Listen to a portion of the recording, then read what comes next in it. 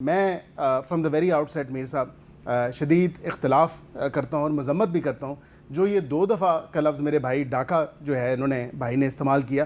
دیکھیں یہ میرے ایلیگیشن لگانا, اس طرح کے الفاظ استعمال کرنا, میں تو کہتا ہوں کہ یہ بالکل کہیں کی جمہوریت نہیں ہے. آپ نے اگر تنقید کرنی ہے آپ بالکل کریں. کل بلاول صاحب نے تنقید کی احسن اقبال صاحب کو مخاطب کر کے, اس کا پورا جواب دیا. ہم تو دیکھیں نا اپنے کردار سے اور اپنے کاموں سے پہچانے جاتے ہیں, اور ہم نے وہی بتایا کہ 100 جو میگا واٹ ہے وہ آلریڈی انسٹال ہو چکا ہے, 100 باقی ہے, اس پہ ہم کام کر رہے ہیں. میاں محمد نواز شریف اگر ایک جلسہ کرتا ہے, اگر آپ لوگوں کو 10 جلسے کرنے پڑتے ہیں تو اس کا وہ ایک جلسہ کافی ہے. یہ بھی میں شدید اختلاف ہے اس بات سے کہ میاں صاحب کے بارے میں, میرے لیڈر کے بارے میں اس طرح کے الفاز استعمال کیے. ایسا نہیں کرنا چاہیے. کیا انہوں نے کہا جی وہ گیسٹ اپیرنس کے لیے, ایسا نہیں, یہ میں آئی ٹیک اسٹرانگ ایکسیپشن ٹو دس. وجہ یہ ہے کہ دیکھیں قائدین سب کے لیے محترم ہوتے ہیں, ہم آپ کے قائدین کی بھی عزت کرتے ہیں, احترام کرتے ہیں, تو اس کا مطلب یہ تو نہیں. لیکن حقیقت یہ ہے کہ اگر آپ 10 جلسے کر رہے ہیں, محمد نواز شریف کا ایک جلسہ ہے, وہ اگر اس لیول پہ اس سٹیچر پہ آتا ہے تو پھر آپ کے 10 جلسے. جو مسلم لیگ نون اور پیپلز پارٹی کا جو اس وقت اختلاف ہے گلگت بلتستان میں, یہ واقعی ایک سیاسی اختلاف ہے, یہ کوئی ڈرامے بازی نہیں ہے. اور نہیں, یہ سیاسی اختلاف ہے اور ہونا بھی چاہیے.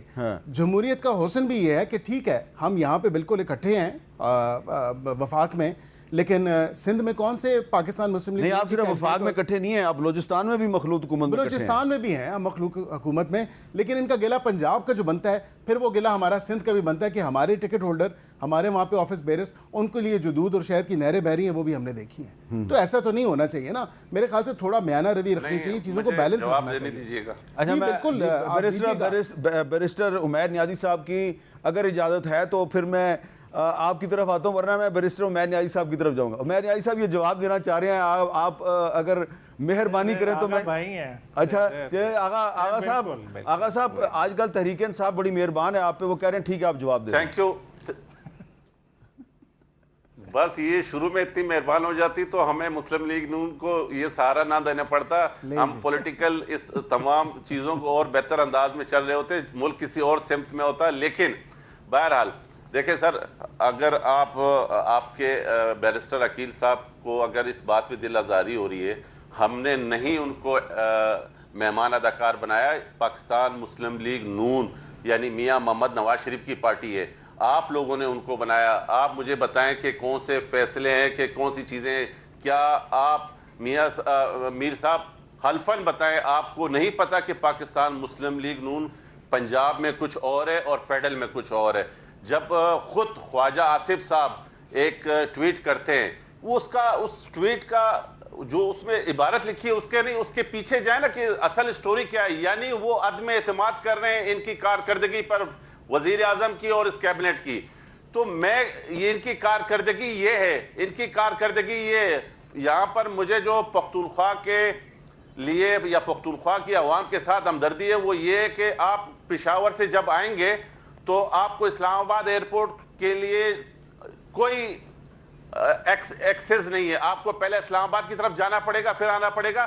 اور میں نے NHA کو کوئی 10 دفعہ, احسن اقبال کو 10 دفعہ کہا, یہ پچھلے 5-6 سالوں سے میں کہہ رہا ہوں, نہ پختونخوا کی حکومت اس طرف اشارہ کر رہی ہے جو عوام کے مسائل ہیں, نہ پاکستان مسلم لیگ نون ان چیزوں کی طرف اپنے بجٹ میں چیزیں رکھنے کے لیے تیار نہیں ہے. تو آج بھی ہمارا ان سے سیاسی اختلاف ہے. میں میاں محمد نواز شریف پولیٹیکل لیڈر ہے پاکستان کے, مجھے کوئی اختیار نہیں ہے کہ میں ان کی شان میں کوئی گستاخی کروں, لیکن آپ نے ان کو ایز اے مہمان اداکار بنایا ہوا ہے. آپ مجھے بتائیں نا کہاں ہے میاں محمد نواز شریف صاحب. میاں محمد نواز شریف صاحب اور پھر دوسرا آپ کا جو اندرونی معاملات ہے اس کو آپ نپٹائیں. ہمیں کہیں بھی ہم میاں صاحب کی انسلٹ کرنے کے لیے راضی نہیں ہیں, لیکن ایک منٹ سر آپ پولیٹیکل انداز میں آئیں. یہ ایک تو کوئی فرق نہیں ہے. جنہوں نے پہلے کوشش کی نون میں سے شین نکالنے کی, شین میں سے نون نکالنے کی, ان کو منہ کی کھانی پڑی. اور نون اور شین ایک ہی ہیں, پاکستان مسلم لیگ نون ہی ہے. اور جو بھی فیصلے ہوتے ہیں آغا صاحب, میرے خیال سے ہر پارٹی کا استحقاق ہے وہ اپنی لیڈرشپ, اپنے قائد, جس طرح آپ کی لیڈرشپ ہے آپ ان سے مشاورت کرتے ہیں. ہماری پارٹی میں تمام تر فیصلے اور کلی اختیار جو ہے وہ میاں محمد نواز شریف کے پاس ہے، اور آخری حتمی فیصلہ انہی کا ہی ہوتا ہے۔ اچھا جی، اب عمیر نیازی صاحب، اب آپ کو کیا لگ رہا ہے یہ پیپلز پارٹی اور جو مسلم لیگ نون کی جو اس وقت آپ اس وقت لڑائی دیکھ رہے ہیں، یہ جینون لڑائی ہے یا یہ لڑائی جو ہے یہ آپ کے خیال میں ایک وقتی ابال ہے اور گلگت بلتستان کا الیکشن ختم ہونے کے بعد یہ سب معاملات ٹھیک ہو جائیں گے؟ نہیں، دیکھیں اوبال بھی کسی حد تک کہہ سکتے ہیں، مگر دیکھیں جس جمہوریت کے حسن کی بات کر رہے ہیں نا، اس میں جمہور دور تک نہیں نظر آ رہا۔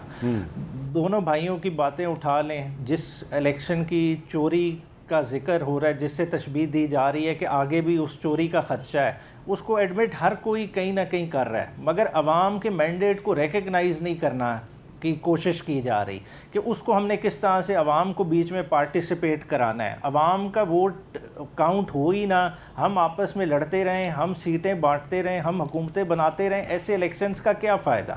بات ہے وہ تو آئی واش ہی رہے گا۔ آج بھی ہم جس پرابلم میں ہیں وہ سب سے بڑا ایشو، اگر بلوچستان آج جل رہا ہے، اس میں بہت بڑا کردار ہے اس مینڈیٹ چھیننے کا۔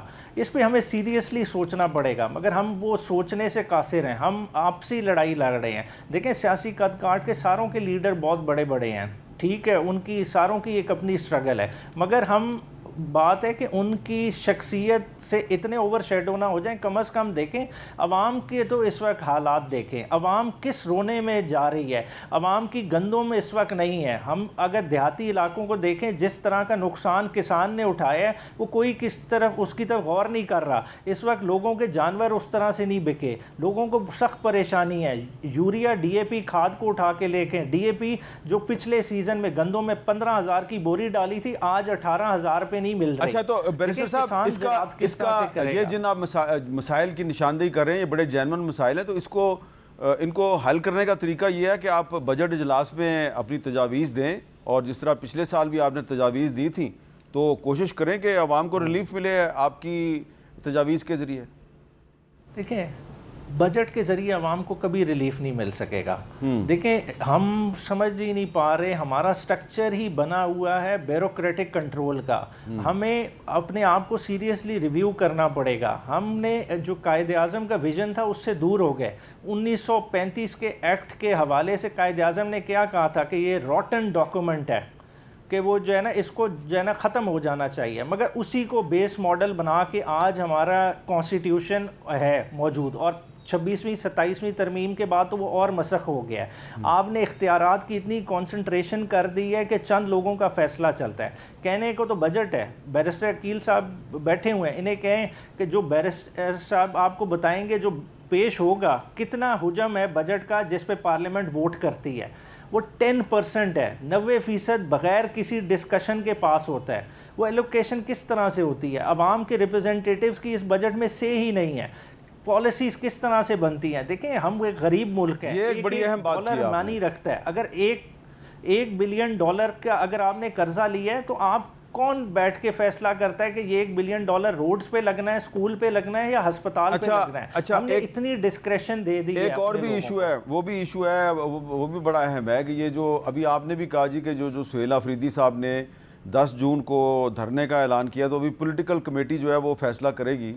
تو آپ کی پارٹی کے جو سیکرٹری انفارمیشن ہیں شیخ وقاص اکرم صاحب، انہوں نے اس کے بارے میں ایک شو میں کیا بات کی ہے، ذرا وہ سن لیں آپ۔ 10 جون کو دھرنا دینے کا کہہ رہے ہیں، اس کی کوئی ڈیٹیلز طے ہوئی؟ پہلے بھی کئی دفعہ ایسے ہوتا ہے کہ ہمارے کچھ دوست اعلان کر دیتے ہیں اور پھر پارٹی سب کے بھرم رکھتی ہے۔ اگر ہمارے جو چیف منسٹر ہے سہیل آفریدی صاحب، ان کی راجہ صاحب سے یا گور صاحب سے کوئی بات ہو گئی ہے اور ان کی مشاورت سے انہوں نے یہ اعلان کیا ہے، تو وہ پارٹی کے سر آنکھوں پہ ہے، اینڈ آئی ایم شیور کہ انہوں نے کوئی مشاورت کی ہوگی۔